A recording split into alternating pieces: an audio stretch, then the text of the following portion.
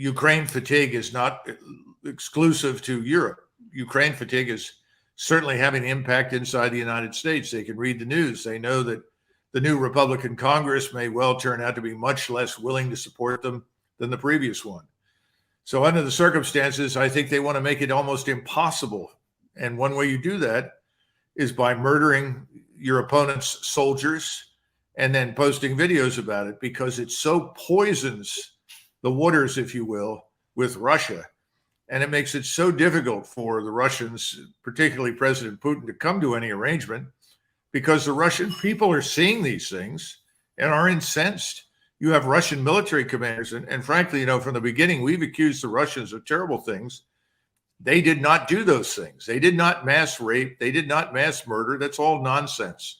It's all propaganda that the Ukrainians cooked up and then was disseminated across the West and eagerly regurgitated by the Western media, but it was never true. I'm assuming that what you sent me was real. It certainly looked real.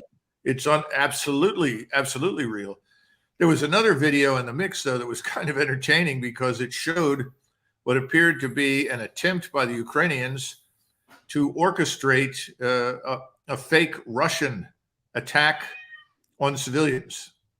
I mean, and unfortunately, or fortunately, I guess for us, they showed the director of the operation, lights, cameras, and supporting people. And this is being done before by the Ukrainians as well. All right. Would the mass display of Ukraine war crimes and atrocities on captured defenseless Russian soldiers, boys, have been approved by the high command, or is this some rogue endeavor by the more hardcore of the Ukraine troops? Do you have an answer to that or an idea on that? If this was a one-off, and then suddenly the Ukrainian government directed that these videos be removed, and then made a statement that they're going to look into this to establish the facts, and if this is in fact true, they will take action. If that had happened, then one would conclude that these were rogue elements, but that has not happened. And so the only conclusion I can reach is that people in Kiev are saying, look, this will keep the war going. This will make it harder for the United States to abandon us because the Russians won't do business. And that's what they currently think is in their interest. I want to put on the screen a map of Ukraine, which you have seen. In fact, you were gracious enough to send it to us. Mm-hmm. So I'm going to let our viewers take a moment or so to look at it. The red starbursts represent areas where there's been the concentration of Russian missiles and artillery. The blue represent areas of blackouts where there's no electricity or water to speak of. In the sort of lower right of this portion of Ukraine, the striped area represents the area that has been under Russia's control for a while. So let me start going all the way west. Are you surprised that the Russians sent their missiles all the way west? Well, what is the next country over there west? Forgive my ignorance. Well, west from the map that you're looking at right now, where you see Lvov, just west of that 20 miles is the Polish border. Wow. Is it reckless for the Russians to send their missiles so close to the Polish border? Is that a lesson to NATO? No, it's not reckless at all. First of all, to understand what's happening now, this is very similar to what the United States did in Iraq, to what it did to the Serbs during the Balkan campaigns, the Kosovo Air campaign, very similar to what we did during World War II to Germany and Japan. We systematically identified the networks, the infrastructure for fuel storage, fuel distribution, and today power plants on a grand scale. We did that. We destroyed those places and essentially put countries in the dark and did exactly what you're describing. Made it impossible for them to effectively lead normal lives. That was part of the plan. It worked very effectively in Germany. I mean, we were so effective against the fuel refining, storage, and distribution that it brought the Air Force and the Army almost to a standstill in Germany in 1945, certainly by the end of 44. So that's what we're doing now, and this is long overdue. And this is part of the larger plan to prepare Ukraine for the coming offensives. I mean, why would you let your opponent lead a comfortable, leisurely existence if you plan to attack him on a grand scale on the ground? Right. And see, before, when this first phase, no one ever completely grasped what Moscow wanted. They wanted an arrangement. They wanted a negotiated settlement. They were not interested in destroying the country. They didn't want to kill large numbers of people. By the middle of the summer, it was clear that's not going to work. So they threw those assumptions out. They went on to essentially a strategic defense, an economy of force mission. Let's use as few forces as possible to hold on to what's ours, and then we'll build up for the offensive. And that's what's been going on. Now it's getting cold finally. So perhaps in 3, 4, 5 weeks or something, we'll see a major offensive. Gary, can you put the map up again? Colonel, I want to ask you about the sort of lower right-hand portion, if you will, right, where you see the gray and black stripes. Now, as I understand the symbols on the map, that reflects the portions of Ukraine which are in which Russian-speaking people live and which the yes. Russian government controls. Yes. If I'm correct, don't I also see some red symbols there showing Putin attacking that area with either missiles or artillery? How unusual is that? There are Russians living there. Well, let's not say Putin attacking. You know, he's in Moscow, and Okay. these strikes are ordered by the high command of the Russian theater and General Surovikin. Okay, Strike so the generals in chief are attacking where Russians live. Am I right? Well, first of all, understand something. Today we have this capability we call strike. Strike is different from what we imagine the standard use for artillery or rockets or missiles might be in the West. The only thing that separates one strike from another is time and space. And we have precision, which means that we could literally, if we saw something in your backyard where you live, Judge, and we thought it was threatening to us, we could target it and destroy everything in your backyard without necessarily harming you. Now, we demonstrated that capability during the Kosovo air campaign. Some of your viewers will remember that the Albanians in particular were shocked at our ability to attack Serb forces that stood next to or were positioned very close to Albanian homes, but they never damaged any Albanian homes. Well, the Russians can do the same thing. And so there was a decision to attack there, ostensibly because there was some connectivity to this power generation network, and they decided to remove it. Now, beyond that, I don't know the details, but it's eminently capable. They're eminently capable of doing this with great precision. That's why striking those targets that were near the border with Poland was not reckless, because they know they can hit them with absolute precision. Okay, Gary, put the map up again, please. So, Colonel, if the Russians can move with that much precision, then their strikes around Lviv and Kyiv, which we know destroyed residential areas, were done intentionally, that the destruction of homes and apartment buildings was not a byproduct, it was the goal. Is that fair to say? No, again, that's not accurate, because the power stations and the power distribution networks were inside those areas. In other words, Where they is didn't decide we just want to level Kyiv. I mean, if they wanted to level Kyiv, they could do it tomorrow morning. It would take a couple of hours. So where on the map is the nuclear power plant or nuclear power plants? Well, the nuclear power plant of greatest interest, of course, is the one to the south in the vicinity of Zaporozhye, which the Russians are protecting. The Ukrainians have repeatedly tried to launch missiles and rockets and artillery rounds against that power station in the hopes of precipitating a nuclear crisis that they think they would benefit from. All right, right above Zaporozhye, it shows the symbol for an explosion. Then to the left of Zaporozhye is the blue symbol for a blackout, and to the right of Zaporozhye is the blue symbol for the blackout. So you're telling us that they want to isolate without destroying and prevent the use of the nuclear power plant in Zaporozhye. Yeah, well, it's not a question so much of preventing Ukrainians from using it. They are protecting that plant from Ukrainian attacks.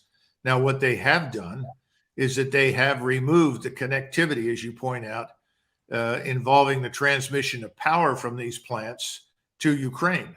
That has been done, and that will continue to be done. And we ought to pause for a minute and understand the cascading effects of these attacks. This Right. affects everything, every part of life in Ukraine. You're not just talking about transportation and water, of course. You're also talking about rural life where you have herds of cattle, herds of sheep, vast farmlands. Now those animals and the farmland is lying fallow. The animals are dying. They're losing 20, 30% of their livestock, not because the Russians are killing them, but because they can't feed them. They can't move them. They can't sell them. They can't care for them. So the cascading effects are destroying completely the Ukrainian economy. So All Ukraine's right. output is about non-existent now. So December 1st is 3 days from now. There's already snow on the ground in the northern parts of Ukraine. Where do you see this going in the next 4, 5, 6 weeks, say between now and the first of the year? Well, the experts on these matters, and I'm not one of them, that know something about the weather and about the terrain in Ukraine. I've seen some of Ukraine, but not all of it. And the Ukrainian black earth topsoil varies from 4 to 12 to 15 feet deep. It depends on where you are. That's why it's such a productive region.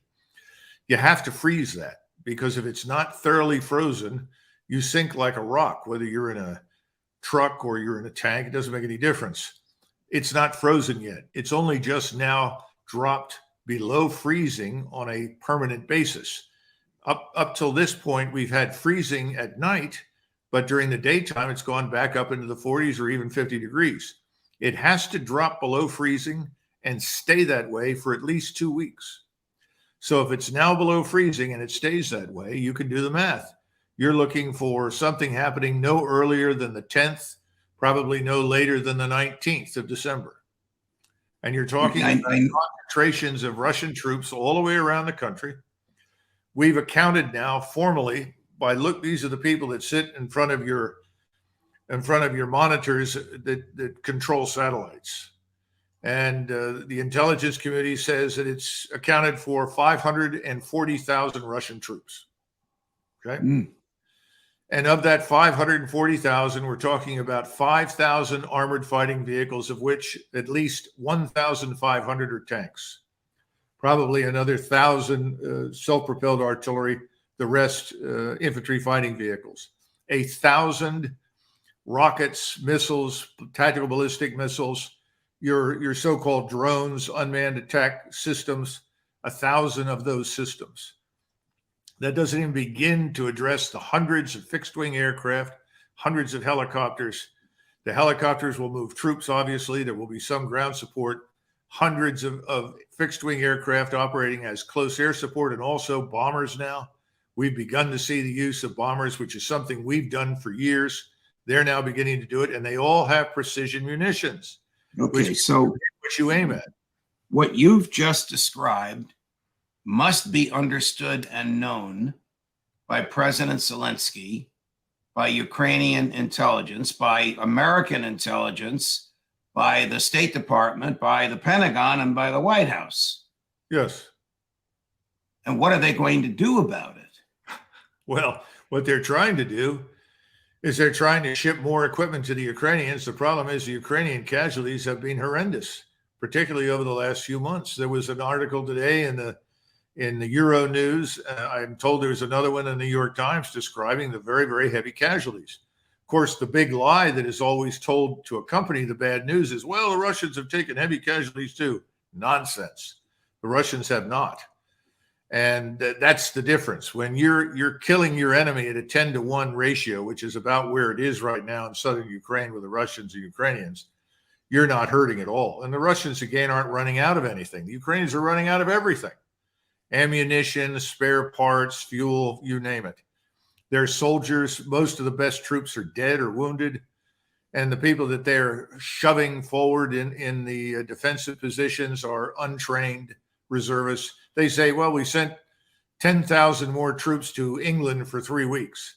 Judge, you're not going to be able to train a man in 3 weeks to do much of anything, or even 5 weeks. You need time.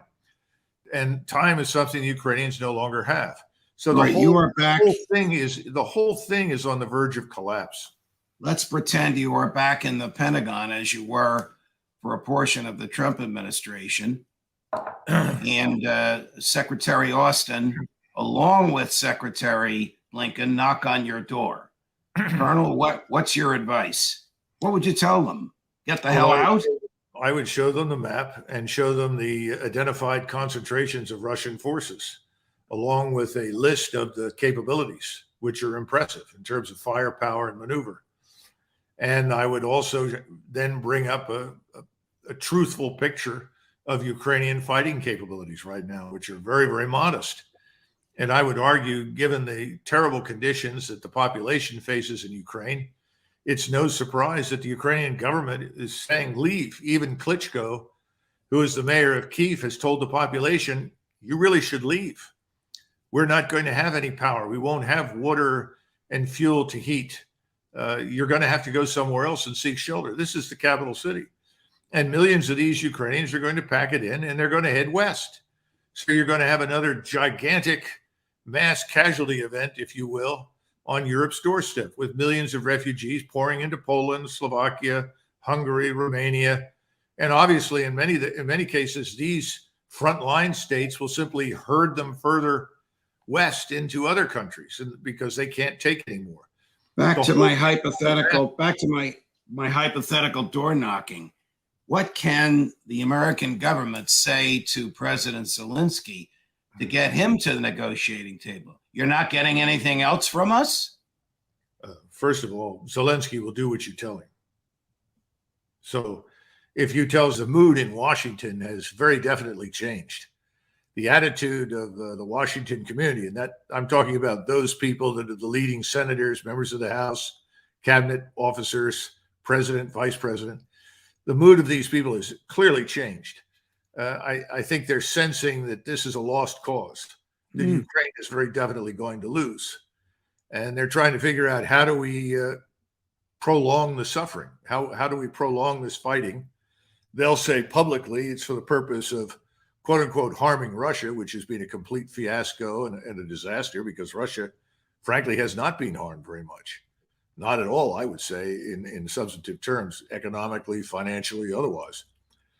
But I think that's part of it. The second thing is that they're now really goading the Europeans, the Germans in particular, into committing acts that, frankly, can be regarded legally anywhere in the world as acts of war against Russia.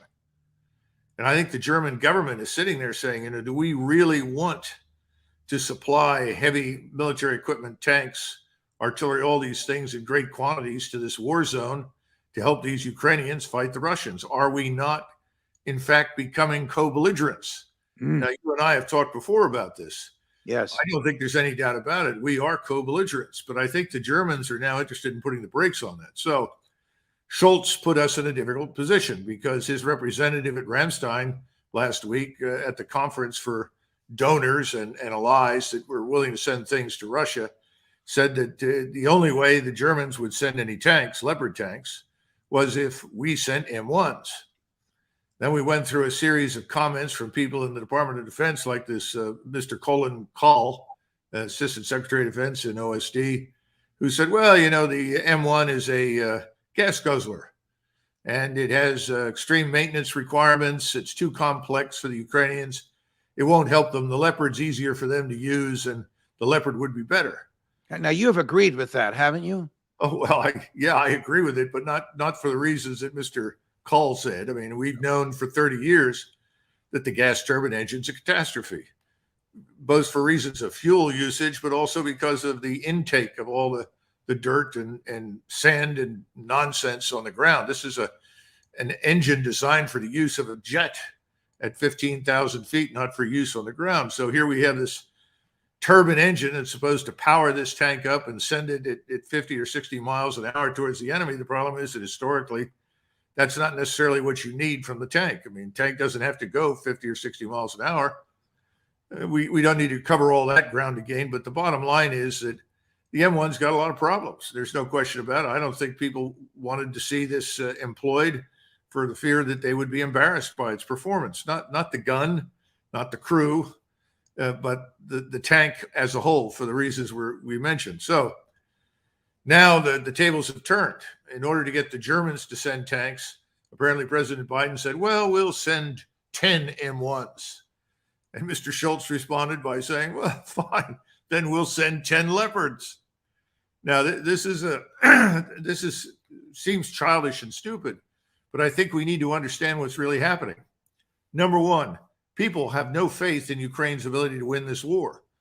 We have been lying about what's happening in Ukraine between the Russian and Ukrainian forces for months. We have been exaggerating Russian losses, exaggerating Russian problems, and minimizing and obviating Ukrainian problems and losses. The truth is seeping out. You can't conceal it much longer. So the first thing is they know they can't win. In other words, we're losing the proxy war. Our proxy can't win it. Secondly, the Europeans are concluding that this is dangerous. You know, how far out do we stick our necks? And they don't have the military industrial power to rapidly produce anything. And I think this is enormously important. The lead time, for instance, for the AMRAAM missile, which is a very important weapon that's used in the F-15, the F-22, the F-35, and by NASAMS, this, brilliant, what I would call it, brilliant air defense system that we and the Norwegians have put together with Kongsberg. It's excellent for shooting down cruise missiles, helicopters, so forth. The problem is that from the moment you ask for a missile, the wait time until you get it is 32 months. Oh. That's how long it takes to produce these things. When you look at all of the missiles that we're promising the Ukrainians and the systems, they're not going to arrive in any short period of time. Now, the Germans are talking about giving the Ukrainians air defense systems like the Patriot, and they'll probably provide them with some missiles. But you'll go through those missiles very rapidly, and you just can't replace them. So the Europeans and we do not have the surge capacity to fight a major war. We just don't have it. The Russians do. Their factories are operating 24 hours a day, 7 days a week. Contrary to popular belief, they're not running out of anything. They've got more of what they need than they've ever had. So all of this is dangerous. That's what we're learning from the Europeans now in private. You stated at the outset of this last statement you made that you have sensed from public sources, and I guess from the people with whom you communicate regularly, a change in attitude on the part of decision makers in Washington. Now, I would imagine that what you have sensed is below the radar, and it hasn't yet bubbled up into the public consciousness. No. I mean, maybe Joe Biden's a bad example, but a hawk like Lindsey Graham, you're not going to hear him saying tomorrow the Russians are going to win and we ought to get the hell out of there, even though he may be whispering that to your friends and colleagues in D.C. Well, see, that's an important point because I don't think they're whispering that. See, this is the great danger that we face right now. A couple of historians contacted me and they insisted they talk to me. And they walked me through all of the things that FDR did as president in the 1930s to effectively goad the Japanese into attacking our forces in the Pacific. Right. And we all knew, I mean, contrary to popular belief, the Navy, the Army, Marshall, the CNO of the Navy, Stark, all these people knew that the Japanese could, in fact, attack and destroy Pearl Harbor. And in the run-up to the war, FDR did several things. He put out something called the McCullum Memorandum and directed the Navy to deliberately violate Japanese home waters. Yes. And they did it with warships again and again and again. And he was told by the CNO, we could lose some ships. He said 2 or 3 ships is okay if we have to lose that. I mean, this is incomprehensible today, but that's what he said. And ultimately, they told him what the implications were, and he said, continue to do it. Ultimately, we know what happens. He leaves the fleet deliberately in 1941 in June in Pearl Harbor. He does not return the fleet to San Diego and San Francisco, where normally in Puget Sound, that's where the fleet in the Pacific was quartered, not in Hawaii. And the CNO said, Mr. Roosevelt, Mr. President, we're targets. We're We could sitting lose. ducks. We could lose the fleet. Ultimately, you know the rest of the story. He deliberately did this. There are a lot of other things. He was sending as many bombers as he could to China, to Claire Chennault and the Flying Tigers at the time. He wanted to build up an air force there that could firebomb Japan from China. This is in 1939, 40, 41. We don't talk about any of these things. And what they said is what is happening right now looks an awful lot like what FDR did. Now, I personally don't think that that's on President Biden's mind. But then again, I'm not sure President Biden is much more than the man who reads the script that's handed to him. All right, I don't know what the people behind him are up to, but if you look at what we're pushing, this is what brings you to the next point. The Ukrainians are going to face this onslaught. They have already said they can't withstand it. They're going to collapse. It's already beginning, and the Russians haven't even attacked in strength. What do we do then? Do we play this game of Polish forces, American forces, Romanian forces, whatever else we can get, and push some distance into Western Ukraine? Do we then play the confrontation? I want to play the Russian side of this from Foreign Minister Lavrov 2 days ago in South Africa. Gary? Мы говорим о том, что там происходит на Украине. Мы говорим о том, что эта война, она уже почти не гибридная, а почти настоящая, которую Запад долго готовил против России, стремясь уничтожить все русское от языка до культуры, что было на Украине столетиями, и запрещая людям говорить на... Fair to say that he's speaking what President Putin thinks. Yes. Okay. And I think not just President Putin, I think the majority of Russians. And it's a fair assessment based upon the things that we've been seeing over the last several years, unfortunately. But this is a direct accusation by the internationally recognized foreign minister of Russia, pointing a finger at Washington, D.C. and the West as the prime motivators for this war. And then he uses this odd phrase, which you and I have discussed off air. He said, it's not a hybrid war, it's a war. What does he mean by hybrid war? What does this phrase mean? This particular term was coined or invented by a former Marine major named Frank Hoffman. Very nice fellow. And I think it was really designed to somehow or another give the Marines justification for lots of Marine infantrymen to fight in future insurgencies. And what he was trying to talk about was today, hybrid war consists of men with rifles on the ground, media, external factors, other players in the international arena, game-changing weapons, all of this, instead of what we normally think of war as a more conventional confrontation with armies and air forces and so forth. And what Lavrov said, let's throw this hybrid nonsense out. We're talking about a real war. He's talking about high-end conventional warfare. It's not talking about nuclear warfare, but high-end conventional warfare. That's everything up to, but not including nuclear weapons. And he's saying this is being planned against us. That's a fair conclusion on his part based upon what you see us doing, trying desperately to provide enough support to the Ukrainians. Remember, our support goes beyond technology, goes beyond weapon systems and ammunition. It's information warfare. We control the information highways. We are proselytizing for war against Russia. We are depicting Russia as this evil state, this nationalist state that rests on the foundation of Russian Orthodox Christianity. It protects its borders. It has an identity. Ergo, it must be destroyed. It must become like Western Europe and the United States, a country without borders, a country with identities that are being washed away in seas of illegal human trafficking, drug abuse, and so forth. That's what's at stake in their minds, and it's not an unreasonable assumption based upon what we're seeing. And he's saying, look, we're going to fight. And that's what we need to understand. They're not kidding, and we're not prepared for an all-out war. But are the people in Washington who now are manifesting a change in mind aware of the defiance and forcefulness with which these kinds of statements out of the mouth of Mr. Lavrov have been made? And are they prepared to counter it by sitting down and talking to him? Do they think they're going to counter it militarily?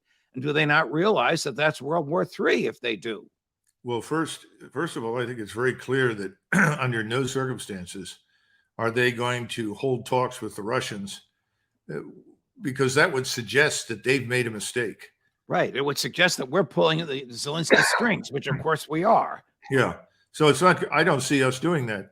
You know, I was asked the other day by a journalist, what do you think we should do? I said, hold talks immediately without preconditions. We need to come to some sort of resolution no matter what. That in fact, was essentially what Kissinger said a few months ago, and then, of course, changed his tune. We're not going to do that. That's an admission of failure. No one in Washington ever admits that they failed at anything. Everything's a success, no matter how many times you fail. That's the first problem.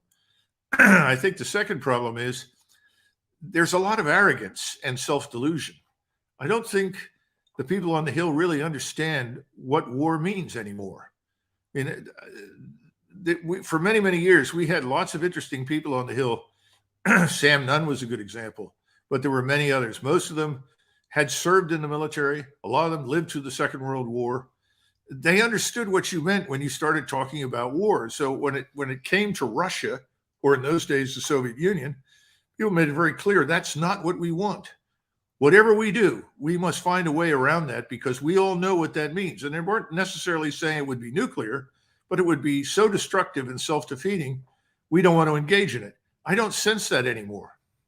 What is your understanding of the latest numbers of military killed? Ukraine, Russia. Well, Judge, first of all, this goes back to the fiction that we've been spinning about the war. We haven't told the truth about Ukrainian losses. It's becoming harder and harder to accept. We know from obituaries, we know from people on the ground in the hospitals treating the wounded. We know from the Ukrainians themselves who are posting things, comments on Telegram and sending videos. Ukrainians have lost easily 122,000, with absolute certainty, men killed on the battlefield. Secondly, they've admitted to roughly 35,000 missing in action, presumed dead. And if you go back to World War II and you look at German fatalities, there were almost 2 million casualties are dead, frankly, from the Second World War in Eastern Europe and the German Wehrmacht. And a substantial chunk of that, hundreds of thousands, were missing in action, presumed dead. They were never recovered. We have to understand that the majority of casualties being inflicted on the Ukrainians is a consequence of artillery fire, not just hard shell artillery, rocket fire, firing thermobaric warheads. These are the fuel air explosives that utterly destroy a whole area. This is how you avoid going into buildings where there may be people waiting for you. You fire a thermobaric warhead into the building, it eliminates the oxygen. It's destructive, but it kills everything because there's nothing to breathe. You have a whole range of these kinds of explosives. The Russians have great quantities of them. They use them very effectively because they are also linking these in real time to overhead surveillance. This is surveillance, reconnaissance, intelligence platforms. So you're getting within seconds sometimes, certainly within a minute or two, accurate data to the artillery systems that can then fire. Keep in mind that the Russians can fire up to roughly 60,000 rounds a day. The Ukrainians are lucky to get off 6,000 or 7,000 rounds a day. In other words, tenfold more than the Ukrainians can fire in response. Can you address you've indicated 122,000 dead, 35,000 unaccounted for, probably dead Ukrainian. What do your sources tell you is the number of dead or missing and unaccounted for on the Russian side? What we're getting from the Russians, as well as from some, the Ukrainian sources are just, unfortunately, when it comes to the Russians, they're just not believable. But we are hearing from people on the battlefield, depending upon where you are and who you talk to. The Russians have had somewhere between 16,000, 17,000 and 25,000 killed, and perhaps another 25, 30, 40,000 wounded. And people say, well, how could that be? I just explained it to you. You have overmatch in firepower on a dramatic scale, on a strategic scale. That's why. When will the globalists in Western Europe and in the State Department and the Defense Department come to the same realization that the political class has in Washington has begun Ukraine, or God forbid in Poland or Estonia, fighting Russian troops because they see this as a means to either degrade the Russian military or get rid of Putin once and for all? Well, very quick answer on the first one. No one in Europe is interested in committing its forces to a fight with the Russians. They don't see any reason for it. Most of what we call military establishments in Europe are gestures. They're facades. Most of these forces haven't seen any real action against anybody for decades, and they're certainly not up to taking on the Russian military. I mean, remember, the Russian military was this hopelessly inept, incompetent organization that has now withstood 150 days of continuous fighting and crushed the Ukrainian military establishment virtually out of existence, to the point where the Ukrainian government's going to have a tough time just surviving, especially if we stop funding it, which is what we're effectively doing. We've made Ukraine the 51st state. So, no, that first part is nobody wants anything to do with this war, and they know they're not prepared to fight it. As for the rest of it, I think they have went along with Biden's notion that somehow or another this would force Mr. Putin to resign and create a catastrophe in Russia. And they believed it. And now they've gotten an education. Russia has an abundance of resources. It's probably the country in the world that is richest in resources. It's not going to go out of business. And Mr. Putin's popularity ratings are through the roof in Russia. All the Russians see him as defending Russia. Does there come a time when the American government recognizes that the sanctions were a disaster, that they're hurting American business enterprises? They're not at all deterring Putin. All these Russian oligarchs' yachts that were seized, that was just for show. Yeah. Is there a time when Tony Blinken and company realized we're on the wrong track and we got to get out of this? I think privately they recognize that they are very much on the wrong track. I think they are taking alarmist phone calls from everywhere, from Stockholm to Berlin to Rome, Paris, Madrid. So I think they know that. The problem is they have no plan B. There was never any serious thought given to this whole process. In other words, what was the objective to begin with? No one had a stated objective except to build up the Ukrainian military to not only present a threat to Russia, but to potentially recapture Crimea and harm the Russian military.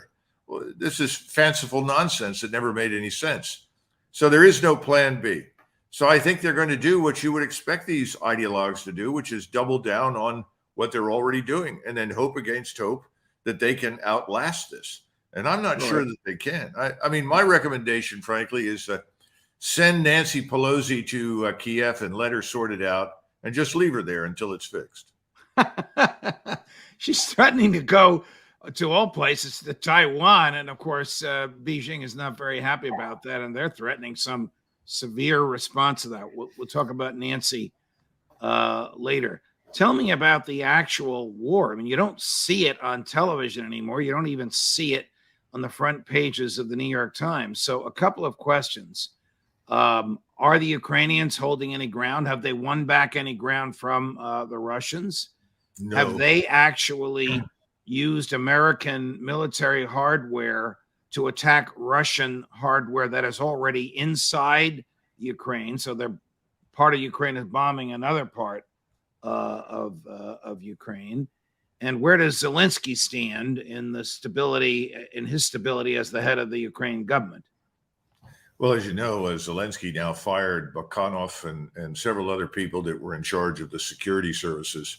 Very senior people. Yeah, it looks like, the last days of Pompeii. The volcano has erupted, and now he's looking for people to blame for the lava flows that are pouring through the streets. So I think that's part of the problem. I don't think Zelensky is really in charge of a great deal anymore. He's got a force out there. The nationalists are trying to control what's left of it. They're rounding up deserters and either shooting them or forcing them back into action. But the truth is the Ukrainian forces are defeated. They can't regain what's lost. Most of the Russian army has been withdrawn, Judge. I'm talking about the combat force. They have been resting and refitting for the last few weeks. And the fighting in Donbass, which was always the critical portion of this operation, because that's where the Ukrainian forces were located, has been done by Chechen forces, separatist forces that have taken heavy casualties, and mercenaries. Those are the ones backed by massive Russian artillery, regular army artillery, but the regular army combat force that we saw at the beginning, that's been resting and refitting. And I think they're preparing for a massive offensive to finish off this war once and for all. And again, Putin is not interested in crossing the Dnieper River and going into Western Ukraine. But I think he will roll up to the Dnieper to a certain point, and then I think he still wants to gain control of Kharkov and Odessa. All right, but as you point out in your piece, Worshipping Dead Horses, Putin cannot tolerate a free and independent Ukraine, much less a Ukraine that's a member of NATO, because that's a permanent 24/7 threat to Moscow. Am I right? Well, have I grasped properly what you wrote in this piece? Well, not completely. I mean, it can be free and independent as far as he's concerned. It cannot be a puppet of the West. It can't be a platform for attack against him. Or if it's a member of NATO, he views it as a puppet for the West. Absolutely. Absolutely. In fact, privately, he's told many people he doesn't care if Ukraine's part of the European Union, could care less. His concern from the very beginning was this massive NATO-trained and equipped army funded largely by us. That's no longer in the picture. But what I'm concerned about, what many Europeans privately are concerned about, I know Berlin is very much so. And remember, Berlin is still the elephant in the room economically. And right next to Berlin is a somewhat smaller elephant called Italy. Both of these states are concerned that what will happen is that we will go back into Ukraine in a subversive way and try to continue to use the Ukrainian people and the rump Ukrainian state as an opportunity to attack and threaten Russia. That's what he doesn't want. And that's what Berlin and Rome don't want. No European wants that. That means literally in our lifetimes, perpetual war, to the point where finally Putin decides, I don't want to go there. I don't want a border with NATO. Remember, that's one of the things he doesn't want. He doesn't want a border with NATO. He's already got a small one way up north in Estonia. He doesn't want it. So if he can't live with the situation because we make it impossible, well, then, you're forcing his hand again. I think it's time for this to end, and I think the Russians are going to try to do that over the next 30 days.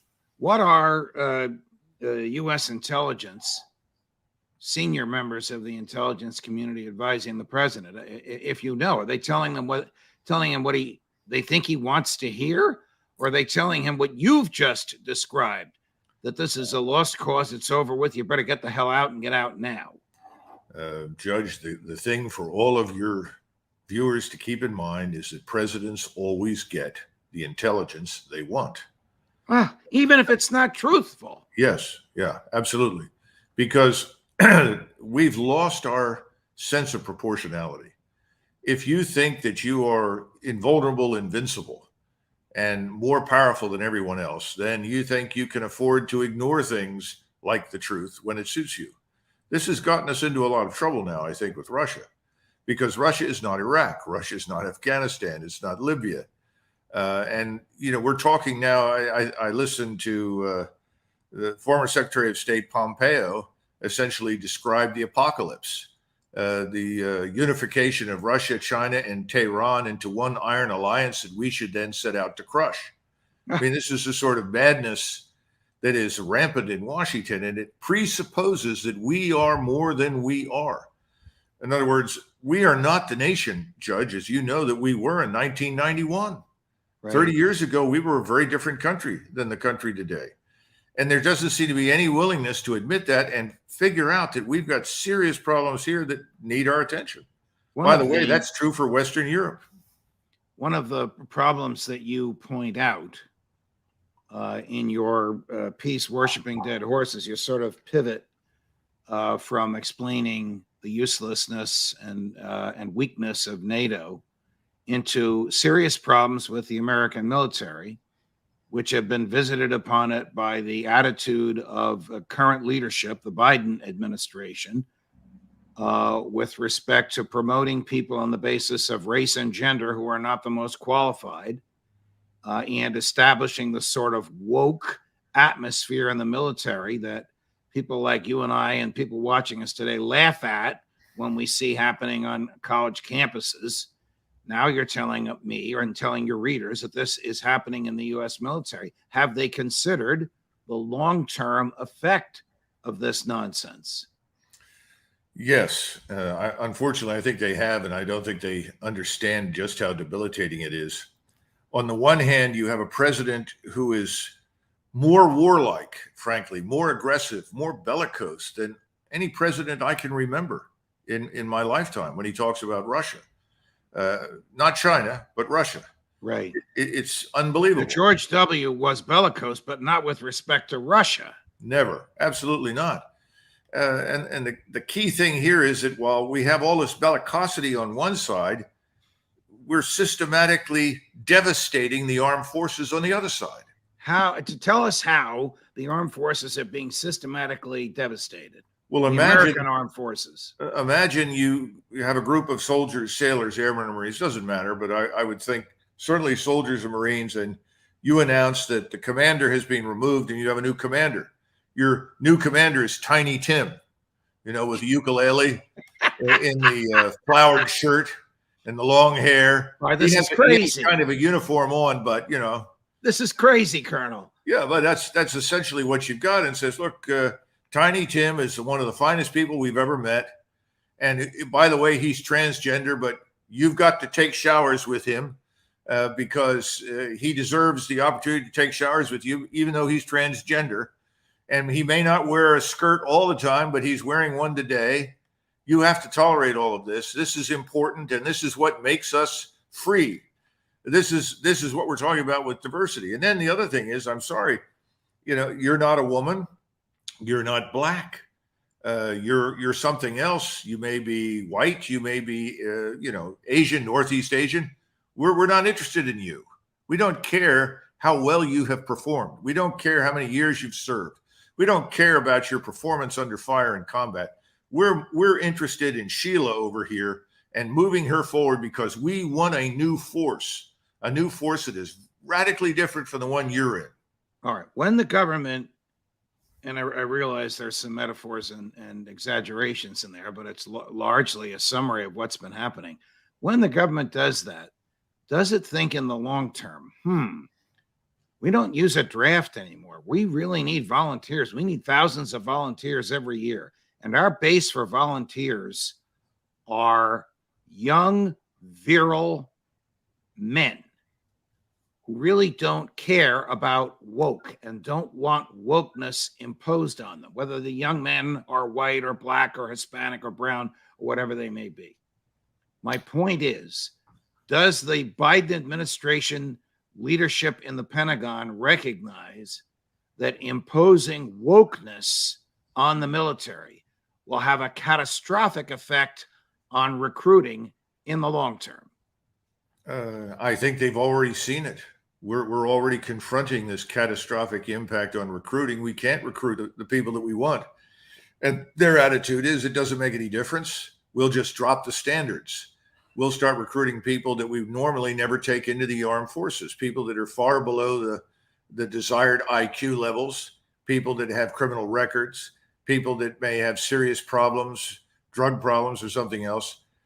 This is already happening. So again, I think they view it as none of these things matter anymore. We live in the era of push-button warfare.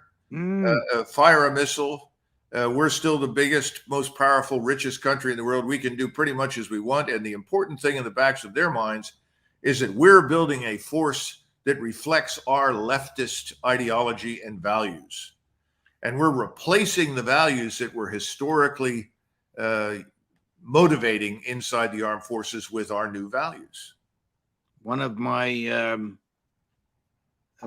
Viewers just text us who wants to die for Biden and Zelensky. It's just so appealing. I mean, no American wants to do that. Does Tony Blinken?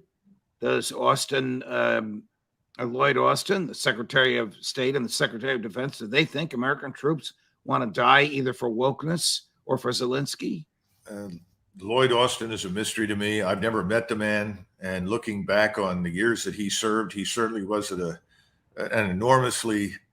Let's put it this way: he benefited enormously from the system that we have in place, Right. affirmative action and other things, and yet he's turned on the institution and seems to be turning on the American people and the country with incredible hatred and distaste. It's hard for me to fathom and imagine. It's even more difficult for me to look at senior officers who stand around and act as though this is perfectly normal. And when you say, "What the hell are you doing?" their answer is, "Well, I've got orders." Wow. Orders to do what? Destroy the force? Right. Ruin right. morale? Destroy cohesion? Destroy discipline? We don't even have the authority today in the chain of command that we did 10 years ago or 20 years ago or 30 years ago to take action when it's required. What is the level of wokeness? It's hard for me to ask this with a straight face in the Russian army. Yeah, that's a great question. The last time I looked at a recruiting video, I'd say about 0. Everybody there understands the Russian army exists to kill enemies of the Russian state.